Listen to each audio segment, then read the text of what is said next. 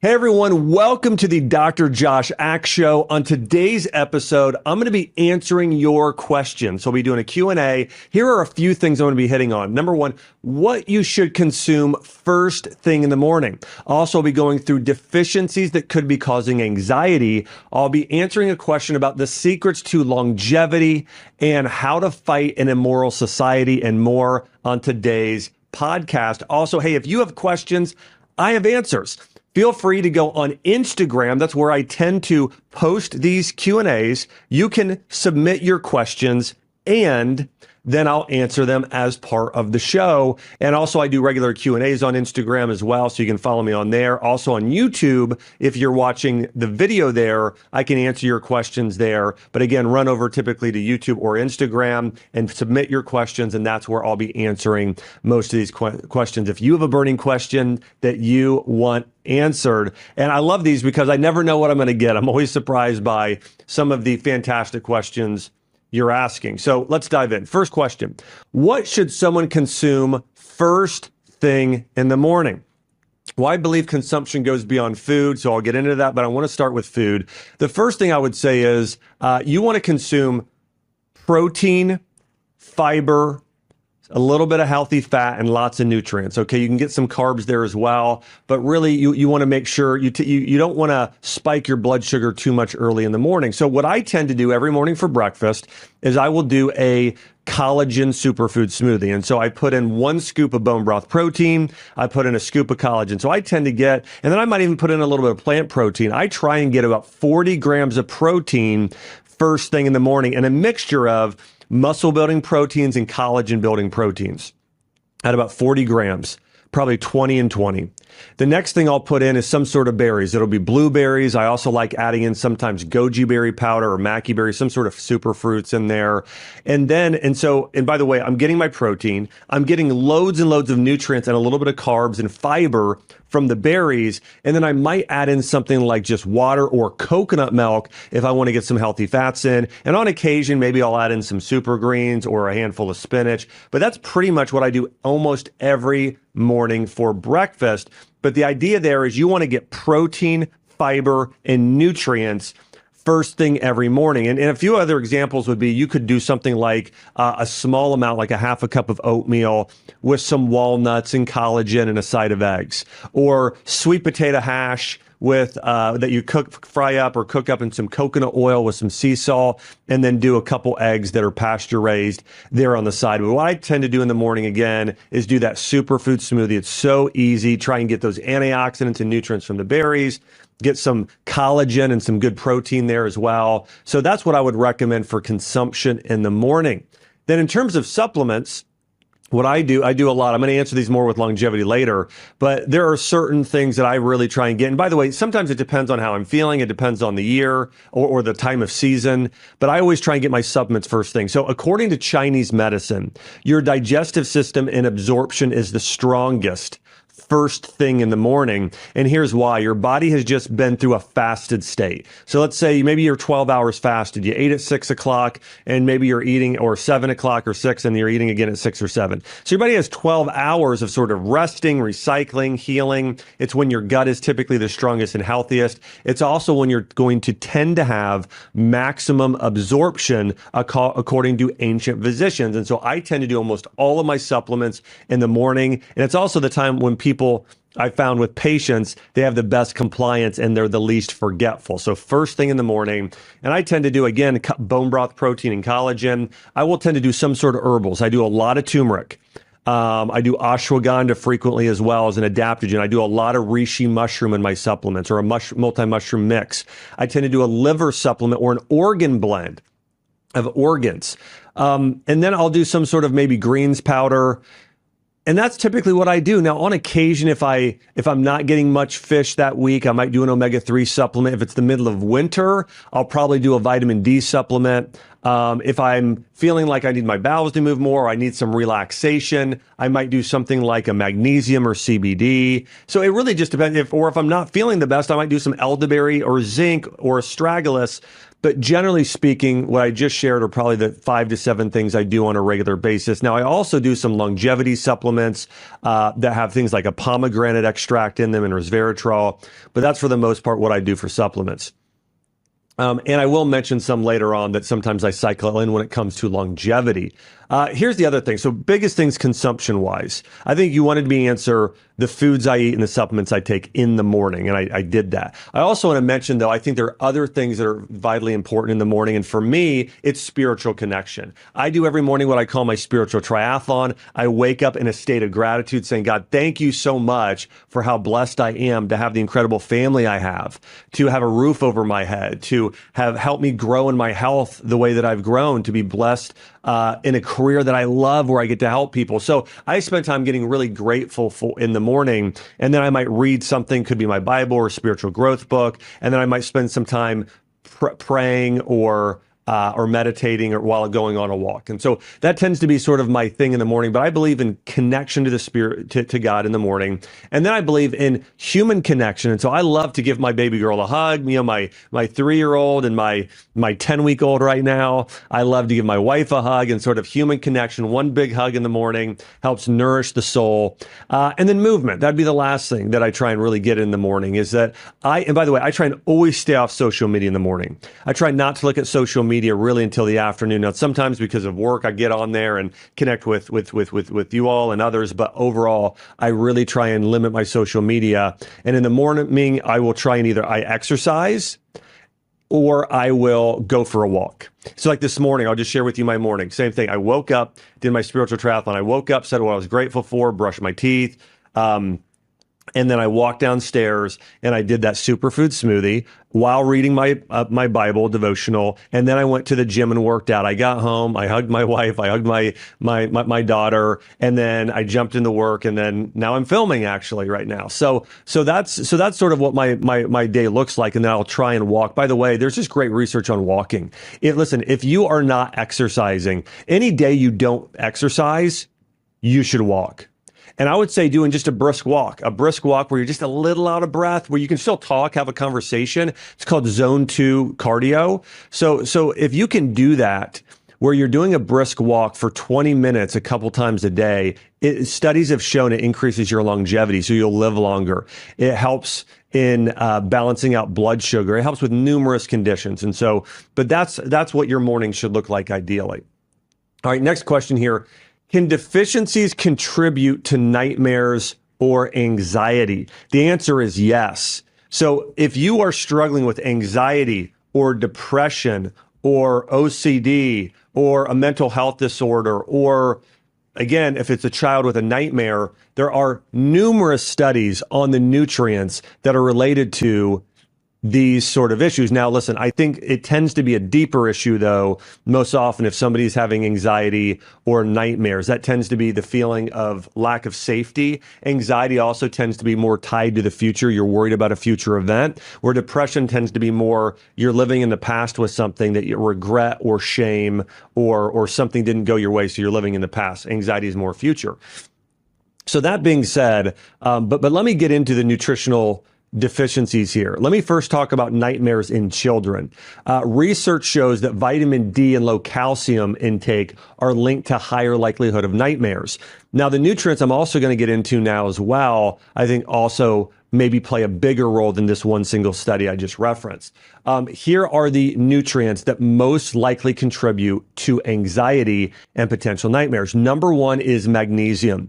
Magnesium is known as the relaxation mineral. It's responsible for over 300 different activities in the Bible, whether it be helping take one amino acid to another, enzyme interactions. Anyway, it does a lot. Okay, so magnesium is very important. And if you have anxiety, it's the number 1 mineral you should take. Now, the next thing you should consider taking, there's a study on this. There's an animal study that has shown that choline supplementation during pregnancy can prevent or dramatically reduce the chance of offspring developing anxiety disorders. So here's the reality. It's something called epigenetics. If the mom struggles with anxiety, and by the dad, this is true too, because the mom is also passing on the dad's DNA. But if the parents struggle with anxiety, depression, or any medical condition, that can be passed on to the kids. However, if you are up on and taking and getting enough nutrients and absorbing them well via having a healthy digestive tract and liver, typically, those are the most important organ systems for digestion. I would throw in the pancreas there as well. But I would say that it's going to decrease your likelihood of your kids having these same disorders. So choline is found in the highest levels by far in organ meats like liver, following that egg yolks. Okay, so these are animal-based products. Organ meats like liver are high in all of them, every single one, the highest source. When I look at the ones I'm going to mention, so here's what they found if you're struggling with anxiety to be deficient in: magnesium, choline, B vitamins, especially vitamin B6, amino acids, iron, and zinc. Again, the one food you can eat that would actually address almost every one of those issues would be consuming organ meats. Now, listen, you don't have to go and eat organ meats if you really hate the bitter sort of metallic taste of liver. You can just take it in capsule form or tablet form. In fact, Ancient Nutrition, that's the brand I take, they have a great 1-a-day organ supplement where you just have to take literally one single tablet. They also have their higher dose, but that's what I take. And they have a blend for women called I think it's Women's Vitality Organ Blend. And you could go online and search or go to Ancient Nutrition, look up organ supplement. And then I take one called Male Performance. It's really helping men. Now I'm in my 40s, really trying to keep testosterone higher, which helps slow the aging process. It's a great anti-aging supplement. And I'm trying to be, I want to be a 100. I want to be the next Jack LaLanne. So all that being said, that is the supplement or the food that actually is going to best address these issues. But again, choline's important. I mentioned B6, certain amino acids. This is why kids, you need to make sure also if they're having nightmares, they're getting plenty of protein in their diet and they're not going too carb heavy, because sugar will deplete their body of all of these minerals. Or if their diet's too acidic, if they're doing fast foods, they'll start pulling these minerals and nutrients out of their bones and organs. Iron, of course, and zinc. Okay, so these are the ones we're looking at here. So I'd recommend, if you do have anxiety or mental health issues or anything that's affecting your mood, I would recommend taking organ supplements. I would recommend, or get these individual nutrients on the list by taking a good quality multivitamin would help address a lot of these issues as well. And then eating a diet really high in meat, vegetables, fruit, and healthy fats would help address this. All right, next question here. What longevity practices do you incorporate into your daily life? Well, before I jump into the foods, I want to dive into exercise, because when you look at the clinical research, the studies on exercise are just as efficacious as what you eat when it comes to longevity. So movement is really important. There are really 3 forms of movement you want to focus on if you want to live a long time: strength, stamina, and stability. When it comes to strength, it's not having just big muscles. It's more just being strong. It's like if you want to pick up your grandkids when you're in your 70s off the floor, that's the equivalent of, let's say it's a 25-pound kettlebell. Can you do a sumo, like a squat down with your back not rounded, grab a kettlebell off the floor and lift it back up? Okay. So you need that sort of functional strength if you want to live a long time. So for myself, I really am not in the phase now where I'm trying to lift to build bigger muscles. I'm trying to lift to live longer and improve my longevity. So I do a lot of exercises with kettlebells, a lot of functional movements of things like that. Some of the most important movements are hip hinges, where you're sort of, again, hip hinging or doing it's a version of a squat or what could be a deadlift without weight, but you're hinging at your hips, you're grabbing something like a kettlebell and coming back up. That's one of the most important movements. Another very important movement is pulling, whether it be a pull-up or a row with a dumbbell, whatever it is. That's an important movement to have. Pushing movements could be a push-up or just holding a plank in that position as well. Is very important. So those are some of the ones you probably want to think about, areas of strength there you want to build. And then stamina, that's going for a really brisk walk, Okay, so that's very important. And then being able to do a little bit of, if you want to do something that is going to help increase your VO2 max, and that's going really hard between a minute to 4 minutes, and then resting for that equivalent amount of time. That could be jogging at a track and walking for the same amount of time. It could be getting on a spin bike like a Peloton and doing interval training. There's a lot of different ways, or it could be in the pool doing this, depending on your joint health. But I would say you want to build strength, stamina, and the other big thing is stability. And you're going to tend to build stability through what I talked about earlier, doing those exercises that are functional movement related, where you're really working on doing things very thoughtful.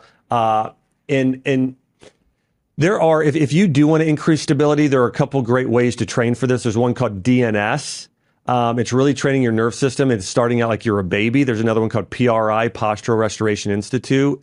But basically, all that being said, if you want to live a long time, work on strength with weights, work on stamina, doing that sort of brisk walking or sort of exercise with a little bit of sort of that HIIT training, and then do a little bit of stability. Basically, stability is balance. One of the number one reasons why elderly people can die is and suddenly, if there's a slip and fall, okay, lack of stability, it's you're stepping off a step that's a little bit steeper than you thought, right? Broken hips. I mean, clinically, that's something that happens very frequently. Strength, stamina, and stability / balance, being able to stand on one foot for 30 seconds, that will help increase your lifespan. Now, in terms of supplements, what I try and get are most of them in food form. So let me get into foods first, and then I'll talk about supplements. So when you look at longevity, and I think this is both demonstrated by sort of the Eastern mindset of ancient Asian medicine, as well as Western medicine today, of what foods best promote longevity. Today we hear of a lot of diets like a Mediterranean diet or an Okinawan diet being best for longevity. And the foods I'm going to share with you tend to fall in these categories, but you want to do foods that are both nutrient dense, easy to digest, and have some sort of benefits for helping regenerate your cells. By the way, that's the key to longevity, that you have really good, you slow cellular breakdown and you increase cellular regeneration. And you do that in 3 ways. You do it by getting more energy to your cells. So getting good sleep at night is critical. So sleep and stress being lowered, or how you react to stress. That's number 1 for longevity. Number 2 is you got to reduce cellular poisons, right? We're constantly have these toxins that we're exposed to, and we have to limit that. And the other one is making sure your body has the right building blocks to regenerate your cell walls and your body's mitochondria, which is the energy, sort of the engine of your cell. So we need to have certain nutrients to do that. So here are the top foods that are going to support prevent cellular breakdown, which is basically when cells divide and break down, that shortens your telomeres, which reduces your lifespan. You want to keep those telomeres long. And so here are some things you can do. Number 1, you want to get a moderate amount of bone broth, red meat, wild fish. And so you want to get some healthy quality protein in your diet, because having more muscle mass and strength is going to help you live longer. The next one is going to be organ meats. Again, liver, kidney, heart, doing those organs is helpful. Healthy fats, olives in particular, help increase lifespan because they have a unique type of antioxidant called a polyphenol. And so getting olives and extra virgin olive oil, by the way, when you're buying olive oil, it should be expensive, because most olive oil today, it's filtered and watered down. By the way, I did a podcast episode years ago. I remember this. And I had an expert on olive oil come in, and they did a study at a university. So this wasn't a survey or an idea. This was a actual study. And they found that most things that are labeled olive oil are not purely olive oil. Most of the time they're laced with canola oil or vegetable oil, or the olives were not fully ripened.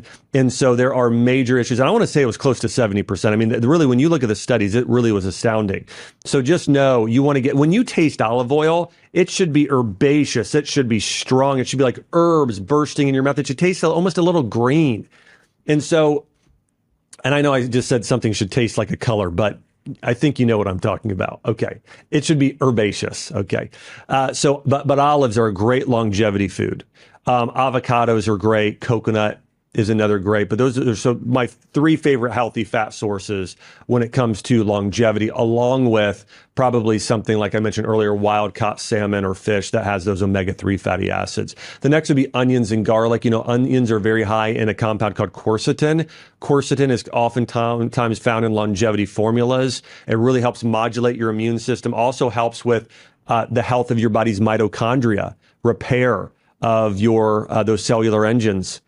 Pomegranates are probably the number one fruit or one of the top fruits. The reason is they contain a compound called ellagic acid, okay? And ellagic acid also turns into a product or compound that's popular today called urolithin A. Now, most people don't fully digest this ellagic acid, and so they're not fully getting this urolithin A that helps support longevity. But again, pomegranates in particular are a very, very incredible longevity food because of all of this ellagic acid and antioxidants, all the fiber. So that's probably one of the top things I could mention here. Next would be berries, of course. I think you'd recognize this: blueberries, raspberries, blackberries.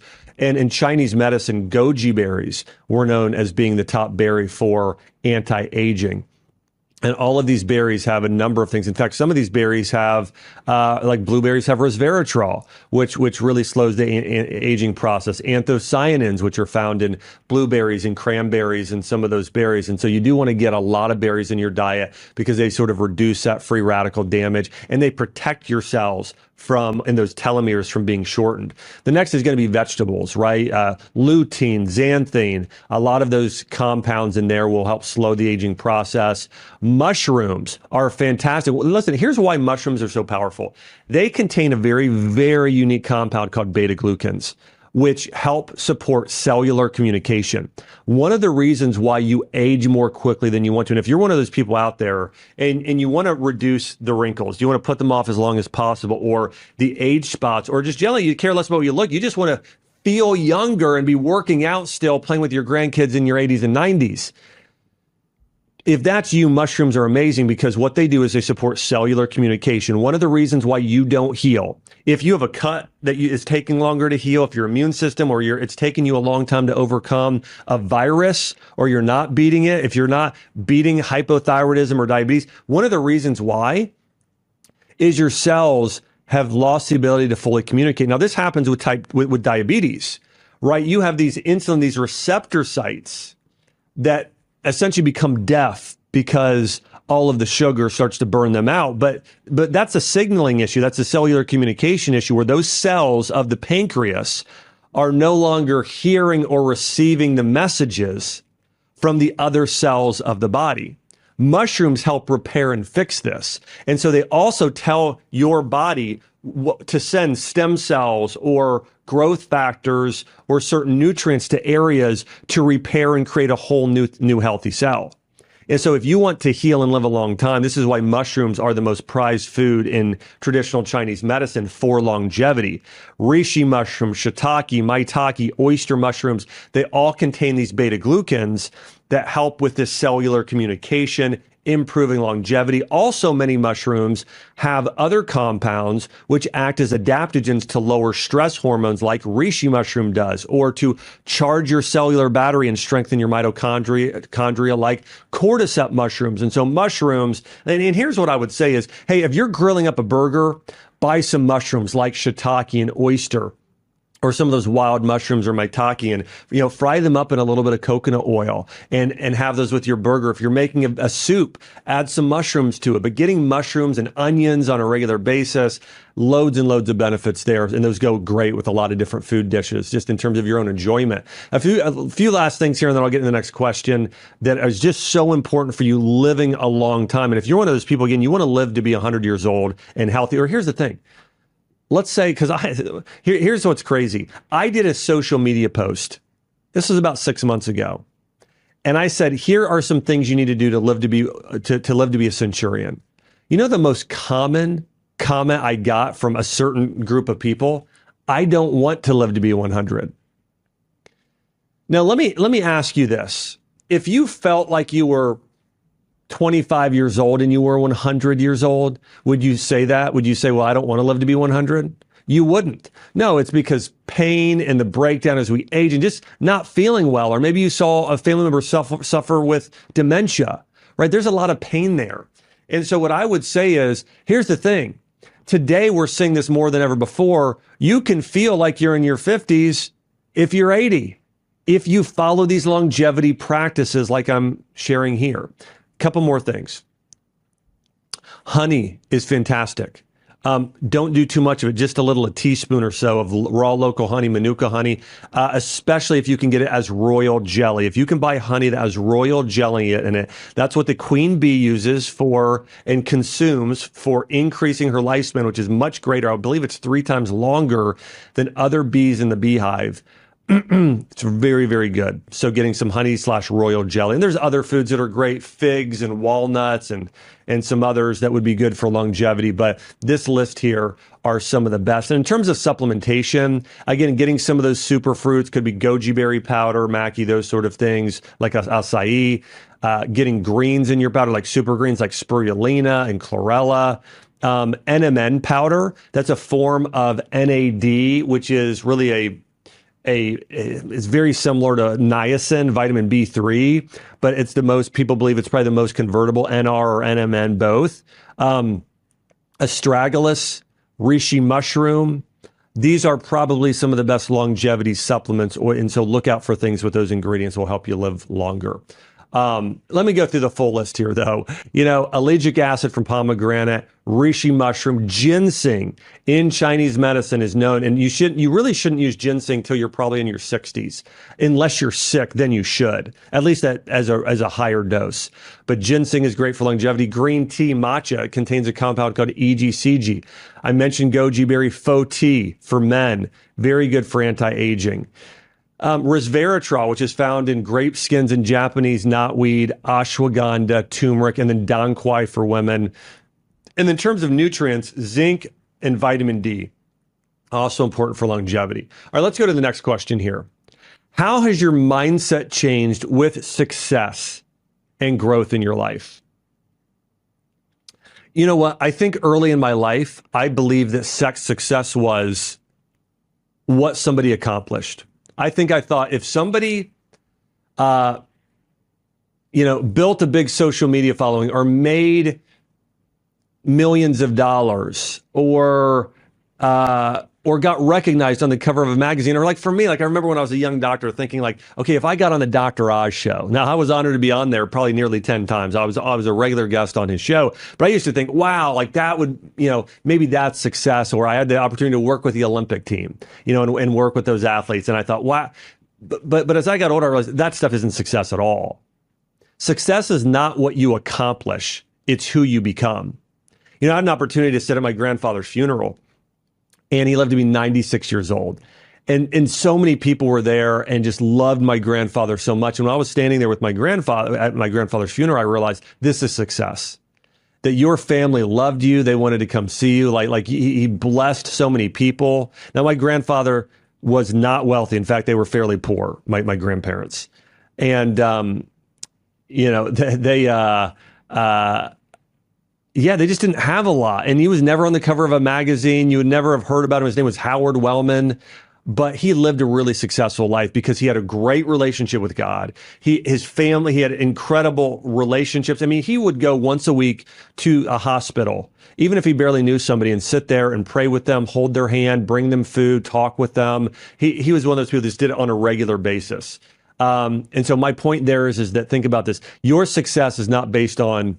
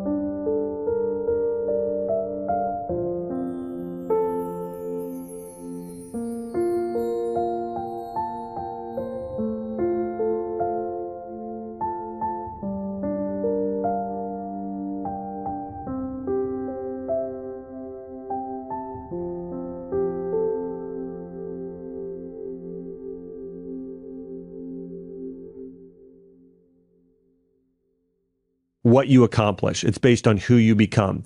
And who you become is based mostly on two factors: the greatest version of you, growing in your character, and then also taking your God-given gift, that thing that you are very unique in, and growing in that to the highest capacity. So for instance, Michelangelo is an example of, he took the gift of an artist and took it to the absolute max in creating the Sistine Chapel and the Pieta and the Statue of David, right? As an example of that. Or somebody in character, think about Mother Teresa, right? So if you can grow in your unique gift and your character, then you become the greatest version of yourself. And you should do that towards the greatest good. The greatest good is what makes earth, it brings heaven to earth. It makes earth like a heavenly place. Like the entire world becomes like the Garden of Eden, and everybody's feeling loved and connected, and they're growing and helping others do the same. So I would say this: my mind is very much changed on success is not accomplishing things. Now, listen, if you become a certain type of person full of character and work ethic and wisdom and leadership and love, then you're going to accomplish great things. But you can do certain things, accomplish great things that aren't for good. I mean, I think about people like Bill Gates or Klaus Schwab or George Soros, and they're doing great things towards evil, towards destroying the earth. They actually think of people as a virus. And so all that being said, if you want to live the most successful life possible, and by the way, I heard a billionaire say this recently. He was in an interview, and he was asked, hey, what is the thing you're most proud of? Like, what's your greatest accomplishment? And everybody thought he said, well, that I built this $1 billion company. And he answered, he said, it's that my kids want to come home and spend the holidays with me. So they all love coming home. I have a really great relationship with my kids. He's like, that's my definition of success. And while I don't think that's the pinnacle, I do think that that is part of the pinnacle. That is one of those things that we should all aspire to have. And so for me, my perspective is who I become. I'm more loving, more generous, more kind.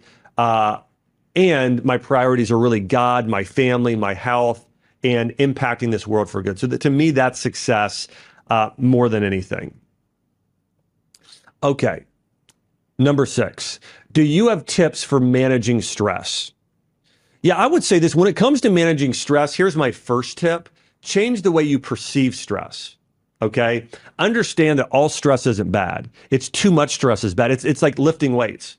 If you are, doing bicep curls, and you're doing the right amount of weight, your core is really engaged, and you're doing a certain amount of weight, then that's going to only help build your muscle, okay? But if you try and do way too much weight and you're arching your back and you can hardly get up, you do it for too long, and then you tear your bicep, well, that's not good. That's like too much stress. You start really causing damage, sometimes even, could be even permanent, and not usually, but could be, of course, like anything. So all that being said, Aaliyah Crum has a study. She's a Stanford psychologist, and she really talks about that stress is more about how you perceive it than the actual stress itself. So if you're in a stressful situation at work, you have a deadline, there's two ways to look at that. One is you could be thinking about all the bad things that could happen. My boss is going to be disappointed. I'm going to have to work all night. I'm going to be exhausted the next day. You can think about all the negatives related to the stress you're about to go through. Or you could say, you know what? I'm going to do my best. I'm going to put in an extra few hours today, 11 hours. I'm going to give it my all. And then I'm going to go to bed. And you know what? That's all I'm called to do is just give it my all. And not be connected to the outcome. Just be connected to just doing your best.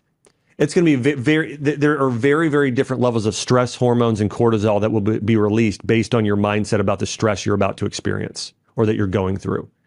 So number one way to manage stress is perceive stress as sometimes being good and knowing, and then here's the second thing. Schedule time for things you love to do that build peace. You're going to have stress. You're going to be in traffic jams. Now that's perception too. Just think about, you know what?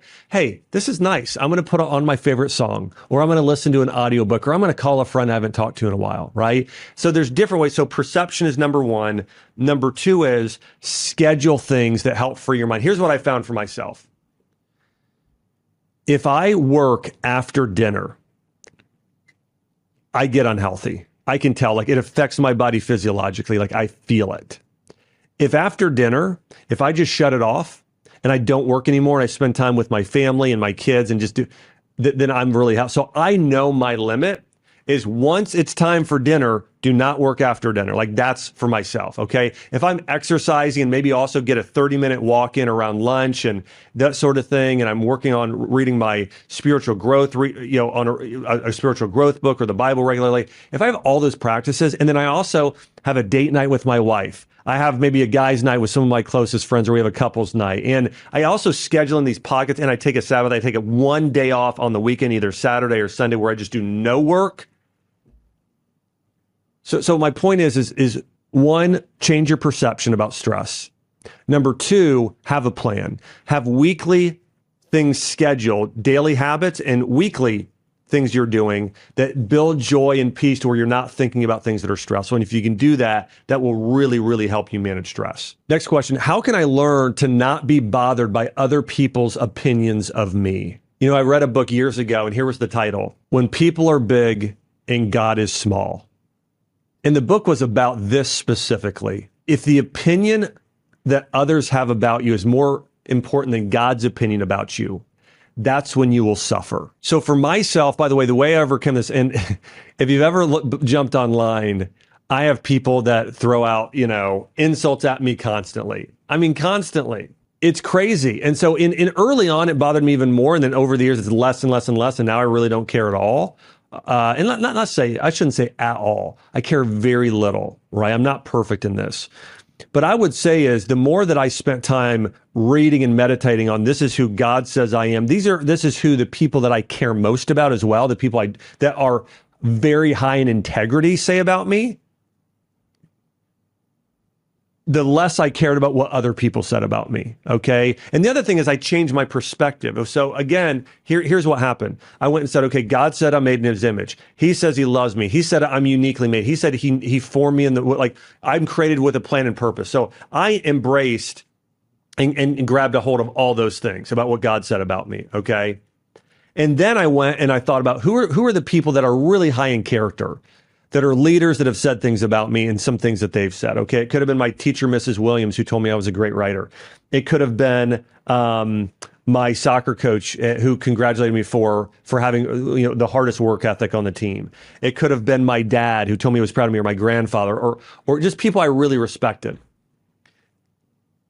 And I gravitated towards the good, and I cut out the negative for the most part, unless I worked on it and got better. Sometimes we need to listen to the negative. We should a lot in terms of if it's somebody that is admirable. But we take those things and we focus more on those things. And so that's number one. And I think and by the way, there's a quote by J.R.R. Tolkien that I love. He's the author of The Lord of the Rings and The Hobbit. And he says this in The Lord of the Rings. He said, "The praise of the praiseworthy is above all rewards." Who do you find praiseworthy, right? And so now go and look again. God is praiseworthy, right? People that are saints, people that have transformed the world, they are admirable people. And so we should care more about their opinion than others, right?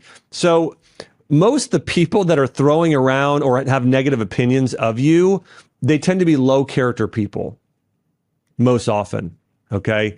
And so what I would say is,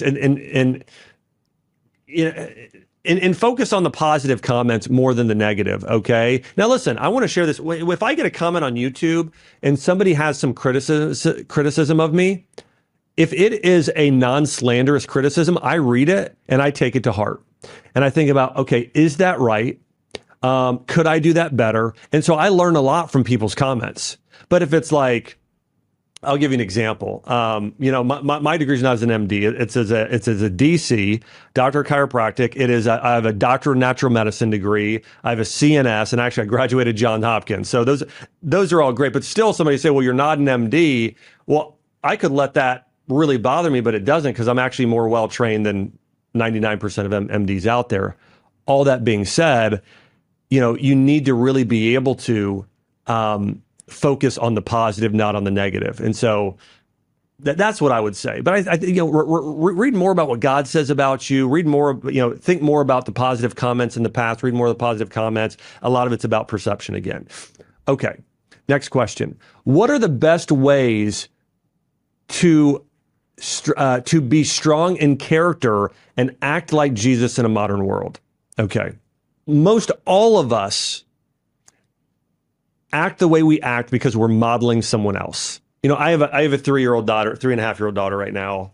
And so what she sees me do, she does. What she hears, we say, like, I'll give you an example. Like, my mother-in-law now started saying, "Whoa, Nelly." So now my daughter says, "Whoa, Nelly." Like, where else would she have learned that saying? And so, like, she models everything we do. You still do this. You're not as aware of it. Okay. But for the most part, we're modeling other people. And so it's very hard to act like Jesus, or act like, if you're not a Christian, act like Moses, or act like Gandhi, or act like somebody who had amazing, virtuous character. It's hard to act like that in a modern world when you don't know them. You have to know the person. Ancient rabbis, there was a saying that you should be covered in the dust of your rabbi. That's how close you follow them. You go in the bathroom, they go. You eat what they eat. You study what they study. And so it's this form of mentorship, discipleship, of following in their footsteps, right? So if you want to have strong character, you've got to know him. And so if your role model is Jesus, you should read the New Testament, the 4 Gospels, over and over and over and over again. On audiobook, you should read in hardcover. When you're working out, when you're driving places, you should have studies deeper into it. You should have, and you should pray and have a 2-way conversation. And so that's the best way. And then also do what he does. And even if you don't understand why, do what he does. Okay. And a very similar thing. It's like, if you want to be different in a modern world, listen, this applies to everything. Let's talk about wealth building. If you don't want to succumb to if you're a financial investor, Warren Buffett was asked why he's so successful at investing. And one part of his answer was, because I ignore all the media. He goes, I read the newspaper, like the back pages. I read, I go and read up on the leadership of the group. I meet people, like I do that, but I completely ignore the media and the hype.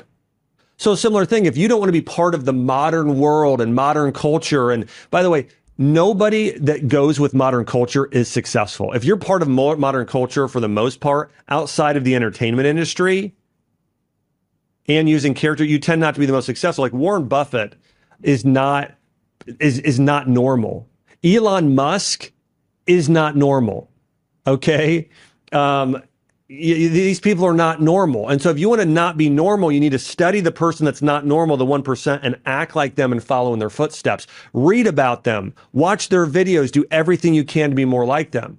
Here's another thing, I want to give an example of, there's a lot of false ideas out there. There was a Super Bowl ad recently, and it was actually about Jesus, and it was called He Gets Us. Okay. And that Super Bowl ad actually really, what they were trying to say is, and they were showing Jesus washing feet, okay, which Jesus did. But also it became very political and more left-wing, in the sense of they were showing somebody that would be protesting like Planned Parenthood. Like they sort of portrayed them as sort of the evil person in the video. But I want to say this. I think that it's really important that when you look at, you really know somebody. Because when you look at, again, I'm going to, because you asked about Jesus, I'm going to give you an example here. Here's what Jesus was. He was radical. Again, he was the 1%. He was the one the one ever, but he was the 1%. And he was radical in love. And there's really 2 forms of sort of this, what you need to do to help somebody change and transform. You're radical in love. You're washing their feet. Okay. It's that sort of thing where you're doing something that's the only typically a servant or somebody who was poor would do, is actually washing someone's feet during those times. But also, he was radical in truth and challenging people to change how they were. So he was radical in love and acceptance and bring them in. But then once they were there, it was, hey, here's what Jesus went from washing people's feet to after saying, pick up your cross and follow me and die. Whoa. He went from radical love and nourishment, which is more of the feminine virtues and qualities of love and compassion and acceptance, and those to the justice and courage and challenging you to the highest level possible. So he comes all the way down to the lowest level where you're at. And then he calls you to rise to as close to him as you possibly can in terms of sacrificing yourself, this radical sacrificial love for everyone, even your enemies. But it takes radical change. So when I watched that Super Bowl ad, it was this form of like showing maybe a form of radical love without this entire second half of him, which is radical truth, challenge, and calling you to the highest level, to call you to stop sinning in every way possible. So my point here is going back to this. The greatest way that you can act different in a modern world is expose yourself to people that are the 1%, people that are radical in character and that don't follow the modern world. And so if you can you want to be around them in person, you want to read about them, you want to watch videos about them, and then you want to model what they're doing. It's the greatest way to stand out in culture today. And it's true for being successful in anything in life. Question number 9. What do you think about the current society in terms of conformity? I think this is that we have a real need for wisdom and then courage, okay? Now, you can have courage by itself, but if you're courageous for doing the wrong thing, then you're just ended up doing evil in the world and harming yourself and others. So you need wisdom and then you need courage. The problem that I see in society today is that there's a real lack of wisdom. By the way, wisdom is not knowledge. It's not memorizing facts. When kids go to school today, or anybody goes to any type of school, the university systems now are full of these left-wing ideologies that basically are teaching kids, like evolution is an absolute fact in the terms of the way Darwin taught it, when he didn't even fully believe it himself. It was a theory. It's teaching, it's absolutely crazy. I don't want to get too much in the curriculums here, but just to say this, kids are taught to memorize a bunch of facts today. They're not taught how to actually think and how to actually go and discern truth. There's a verse in the Bible, and it's this. I think it's the fear of God is the beginning of wisdom. That's really interesting. And that's part of the whole Judeo-Christian faith is the fear of God is the beginning of wisdom. And so well, that means that I am so concerned that I am doing the right things and that God's seeing what I'm doing, that I'm then it's going to dictate the way that I act and making sure I'm doing things that are true and virtuous. So going back to this, so what do you think about the current society in terms of conformity? Yeah, I think people lack wisdom. They just lack wisdom. And here's part of the wisdom people lack is they don't actually know what truth is. There are sayings out there like find your truth. No, there's one single truth. An apple is an apple. It's not an orange. A man is a man. A man can be female. There's two genders. Those are examples. So we have a need for wisdom today. And people actually believe this relativism idea that there is no truth or there's many different truths. So we need wisdom today more than ever before. And wisdom is being able to discover what the absolute truth is, and then having the courage to stand for that truth and live out that truth yourself, not only knowing it, but living it out. So that's what we need to change society today. And again, I mentioned this earlier. If you want to be average, then do what society's doing. If you want to be part of the 1%, the Mother Teresas, those people that help change the world, you need to do what the 1% do, which is something very, very radically different than what society does. So if you want to be successful in your finances and stand out from society, do what Warren Buffett does. Do what Elon Musk does. Do what do what somebody does. And then here's what I would say. Look at 10 people that are really good in finance with their finances. And then look at the overlap and patterns of what all of them do. That's wisdom, okay, is actually partly being able to recognize patterns. So when you are able to see what these 10 very wealthy people do and what do they have in common, then you can take those things and do that. Same thing when you think about somebody that, has acted very virtuously. What are those common character qualities they have, or how do they treat people? So that's how you want to think about that. I want to say, hey, thanks so much for your absolutely awesome and fantastic questions. Remember, make sure to subscribe on Instagram and on YouTube if you're watching on either of these platforms. And you can submit your questions because I'm doing a regular Q&A. By the way, we're going to do something cool here in the future. We're going to be adding in your voice. And so I'm going to have you ask the question with your voice. We're going to add that here to the show here in the near future. And I'm excited, by the way. Go and listen to some of the past Q&As I've done. I think we had some really good ones here recently. And again, want to say thanks for tuning in. Make sure to subscribe. Thank you for liking and sharing this. If there's a segment here that you really enjoyed that you want a friend to hear or listen to, make sure to share it with them, because you never know. I've literally had people say, I had a friend of mine share one of your podcasts with me, and because of it, it changed my health. Like I reversed my diabetes or my hypothyroidism, or I lost 20 pounds. So you never know that by you sharing this episode, sometimes it can save or transform a life. Hey, thanks so much for watching. Thanks so much for listening. I'll see you next week.